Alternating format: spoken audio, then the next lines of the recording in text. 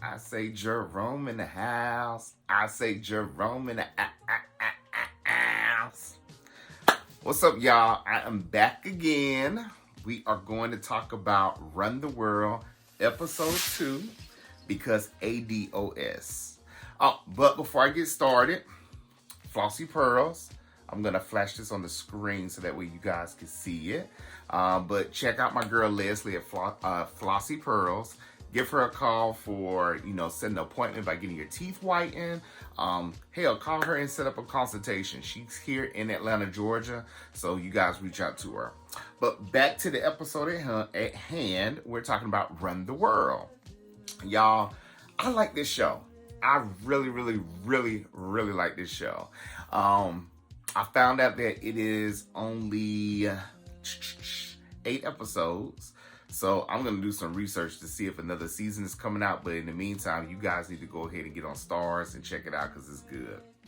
So, of course, I'm learning my characters now.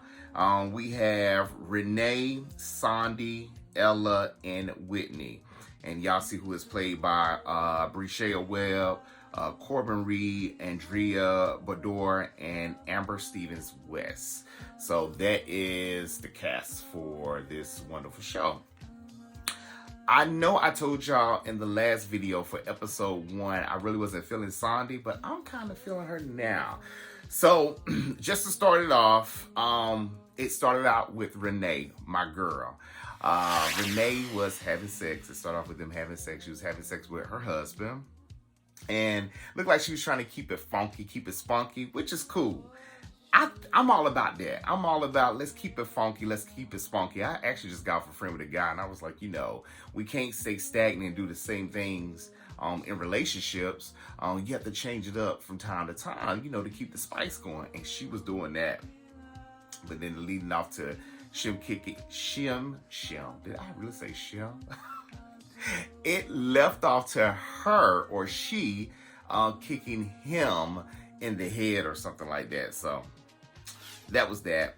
I do want to say one thing. I noticed that after it went off the sex scene with Renee, it did the introduction of Sandy and Ella walking through, I don't want to say a park, but they was walking somewhere in Harlem.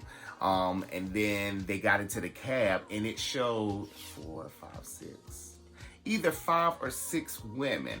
I don't know if they're trying to pay, like homage to some beautiful black queens, but I'm gonna do some more research on that, and I'm gonna go back to the beginning of episode 1 to see what 4 ladies were shown versus the 4 ladies or the 5 or 6 ladies, that were shown for episode 2.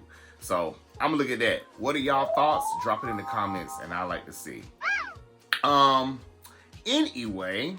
After that went through, we got to meet the fiance that Whitney is with. That's the dude from The Shy. Yeah, I think he was in season 1 or 2 of The Shy. But anyway, he was one of the gangsters in The Shy. And I think he played on something else. I don't know what it is, but I'm going to figure it out. But shit, they got the right character playing.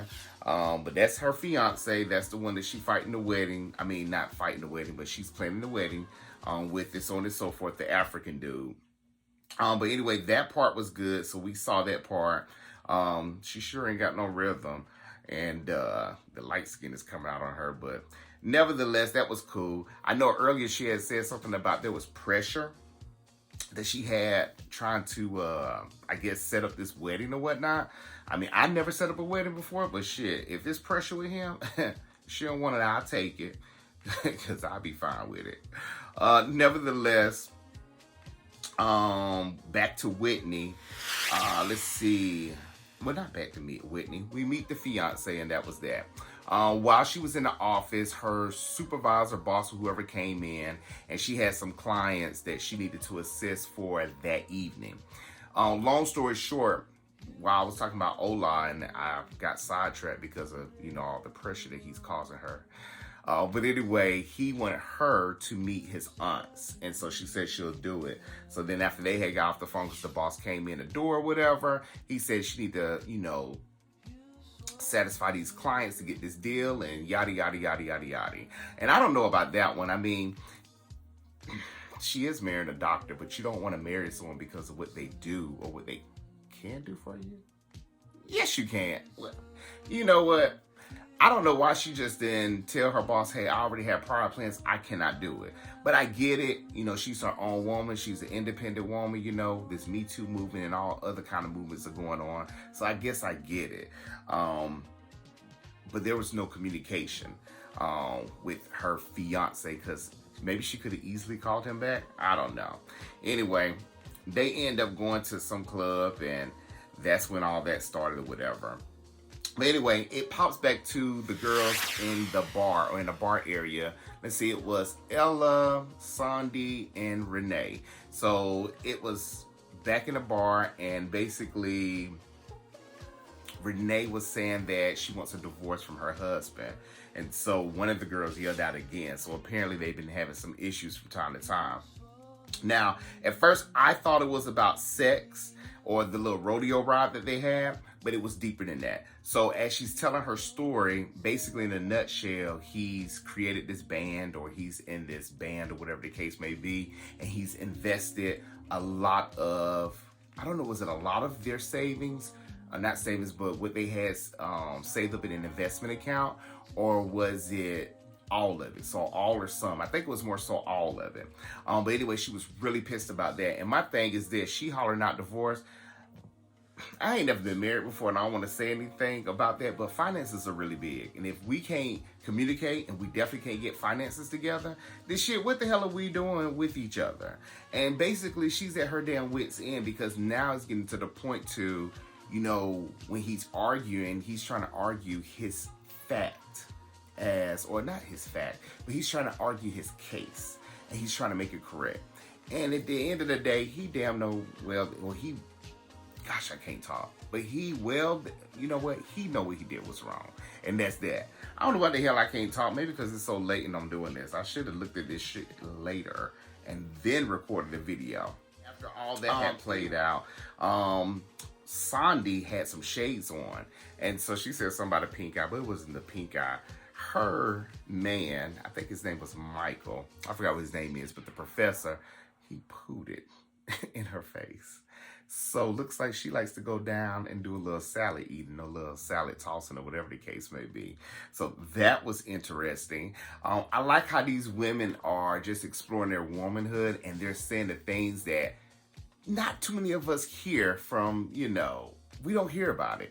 And so for her talking about that, that was interesting. And y'all, this is a #1 thing why in same-sex relationships, you do need to go over positions on what you like, what you desire, what your wants, what your needs are. Because as I stated, and this is a good example, that Sandy and her man was doing some extra exploring, but in a hetero relationship, you kind of know what you're going to do. Then it's like that extra 25%, that 25% where people want to do additional exploring. I think that I'm not trying to compare hetero and homo together, but at the end of the day, we need to know position. So that was good.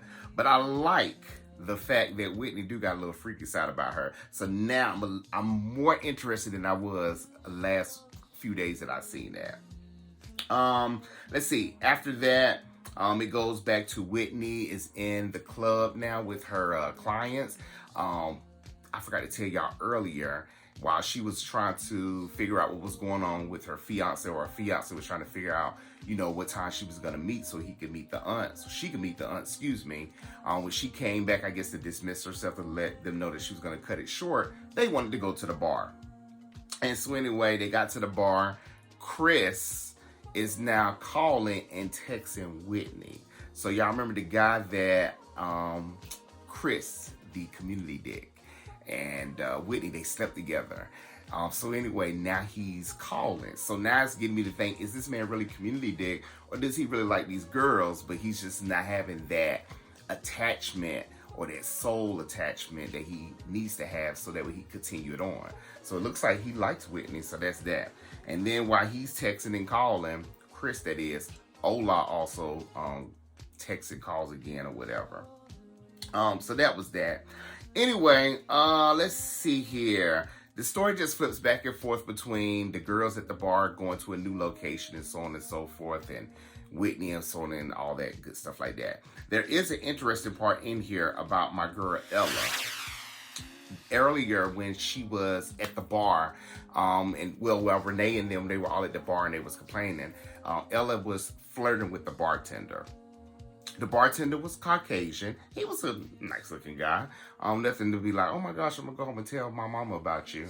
But anyway, while they left the bar area, Ella ended up going to the bartender's home and they got it on.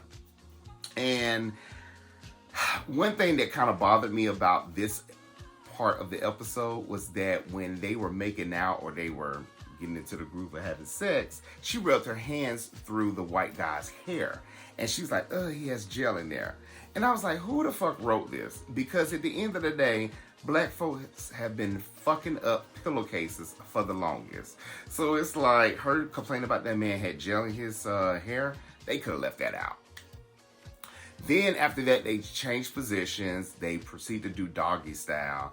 And y'all, he said the C word. I hate that word. Now, I don't associate, yes, I do associate that word with white men, but I just hate that word. That word is just so, it's just like, I felt where Ella was coming from. Now, at the end of the day, it wasn't even that bad for her to get off the damn dick and just go leave. You could have just finished what you did and just ghost them later. Shit, I would have did it, so I don't know what the big issue was. Let me see. After that, that's really what was going on. It really wasn't that much in this episode that really grabbed me. Well, yes, it was. Sandy grabbed my attention in this episode, so that was good. Yeah, Sandy grabbed my attention in this one. One thing I do want to bring up, the title or the subtitle for this episode 2 was called Because ADOS. And I had to do some research and I didn't figure out what it was. What made me look at it was at the end when the girls kind of had a recap where they started talking about independence, slavery, and they was just talking about everything just related to daddy issues and so on and so forth.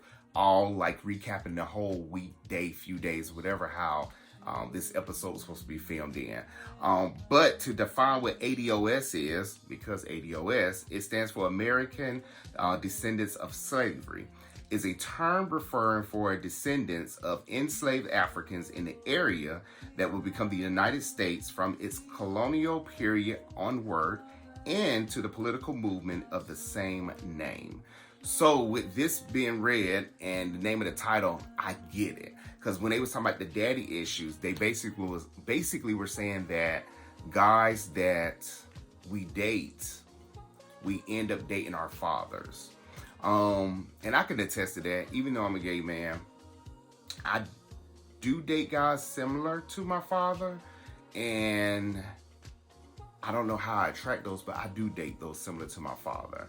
And we can get into that all in another video, but just as far as how I see my father growing up as a child.